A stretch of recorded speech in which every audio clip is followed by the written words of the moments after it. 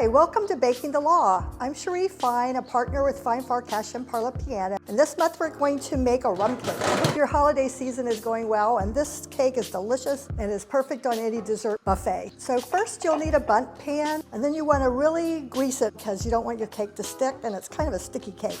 And then we're going to take a half a cup of pecans, so this is optional, sprinkle them around the bottom, and then we're going to set that aside. Take 2 cups of all-purpose flour and a cup and a half white sugar, a 3.4 ounce box of pudding, vanilla pudding, 2 teaspoons of baking powder, a teaspoon of salt, a stick of butter that's softened, a half a cup of vegetable oil. Then we're gonna mix this all together, and it's gonna kind of be a little crumbly. So you'll wanna have your oven preheated to 325, and you'll start off by mixing it at the lowest speed, and then as it mixes in, then you can turn it up a little bit and then just mix it real well.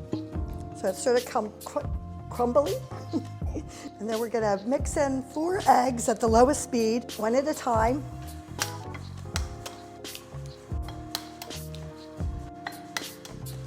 When the eggs are all blended in, then we're going to add a half a cup of room temperature buttermilk and a half a cup of rum, and then a teaspoon of almond extract and a teaspoon of vanilla extract.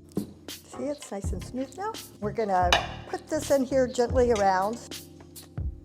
Then we'll smooth out the top. So now we'll bake it for 60 minutes. So after 60 minutes, when it's done, you can test it with a cake tester to see if it's cooked through. But we're gonna leave it in its pan. So now we're gonna go ahead and make the rum glaze. In a medium pot, we'll take a half a cup of white sugar and a half a cup of brown sugar packed, and a stick of salted butter and a 1/4 cup of water. They're gonna heat that over medium-high heat and let it come to a slow boil, and let it boil for 5 or 6 minutes.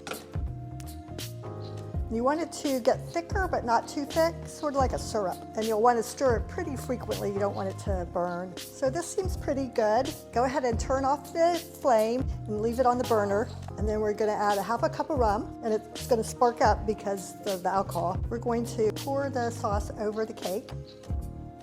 Poke holes all over the cake so that it helps it sink in. This could take a little while.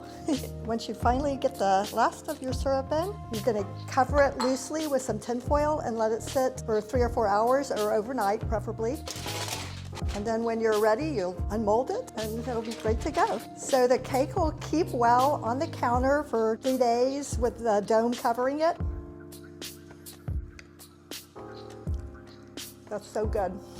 It's a pretty easy cake to make, and it's delicious for the holidays. I hope you enjoy it, and I look forward to seeing you next time. Thank you.